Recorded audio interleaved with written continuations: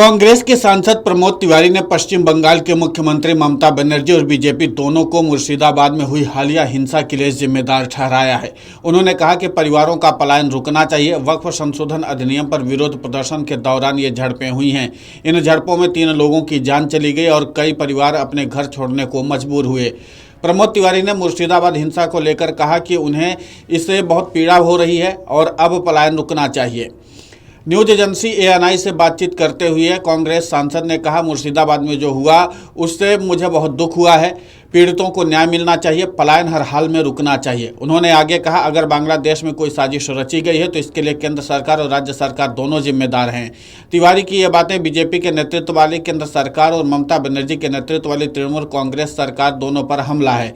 गौरतलब है कि कांग्रेस इंडिया गठबंधन में TMC की सहयोगी है। उन्होंने दोनों सरकारों पर हिंसा को रोकने और राज्य की सीमाओं को संभावित विदेशी साजिशों से बचाने में विफल रहने का आरोप भी लगाया। उन्होंने कहा, अगर कानून और व्यवस्था चरमरा गई तो राज्य इसे संभाल नहीं पाया। मुझे लगता है कि केंद्र और राज्य दोनों ही दोषी हैं। स्थिति जल्द से जल्द सामान्य होनी चाहिए और न्याय होना चाहिए। पश्चिम बंगाल के राज्यपाल CV आनंद बोस ने भी हिंसा पर कड़ी प्रतिक्रिया दी। उन्होंने इसे राज्य में एक लगातार गहरी जड़ वाली समस्या बताया। मालदा और मुर्शिदाबाद में प्रभावित क्षेत्रों का दौरा करने से पहले पत्रकारों से बात करते हुए उन्होंने कहा कि बंगाल में हिंसा की संस्कृति एक वास्तविकता है। पश्चिम बंगाल की राजनीति में 2 कैंसर है, एक हिंसा और दूसरा भ्रष्टाचार। हमें इसकी जड़ों पर प्रहार करना होगा। राज्यपाल बोस ने कहा कि केंद्रीय बलों की तैनाती के बाद से जमीनी स्तर में थोड़ा सुधार हुआ है, लेकिन राजभवन के पीएस रूम में अभी भी संकट की शिकायतें मिल रही हैं। उन्होंने पीड़ितों तक लगातार पहुंचने और रेड क्रॉस जैसे संगठनों के साथ मिलकर राहत प्रयासों को जारी रखने का वादा किया। इस बीच राष्ट्रीय मानवाधिकार आयोग ने भी हिंसा की जमीनी स्तर पर जांच शुरू कर दी है। उन्हें मानवाधिकारों के गंभीर उल्लंघन की रिपोर्ट मिली है। आयोग की एक टीम ने शुक्रवार को मालदा में शरणार्थी शिविरों का दौरा किया। उन्होंने उन परिवारों से गवाही ली जो मुस्लिम बहुल इलाकों में शमशेरगंज, सूती, धुलियान और जंगीपुर से भाग गए थे।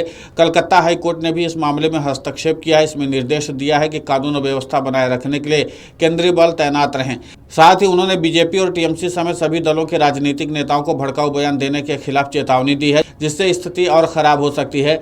कोर्ट ने कहा है कि कोई भी ऐसा बयान न दें जिससे माहौल बिगड़े। सबको शांति बनाए रखने में मदद करनी चाहिए। वहीं मुर्शिदाबाद में हुई हिंसा को लेकर के हर कोई चिंतित है। हालांकि नेता लोग एक दूसरे पर आरोप लगा रहे हैं, लेकिन आम आदमी चाहता है कि शांति बने रहे और जो लोग बेघर हो गए हैं उन्हें जल्द से जल्द मदद मिले। फिलहाल स्थिति तनावपूर्ण है। मुर्शिदाबाद में हुई हिंसा के बीच बहरामपुर के सांसद यूसुफ पठान अनुपस्थित रहे।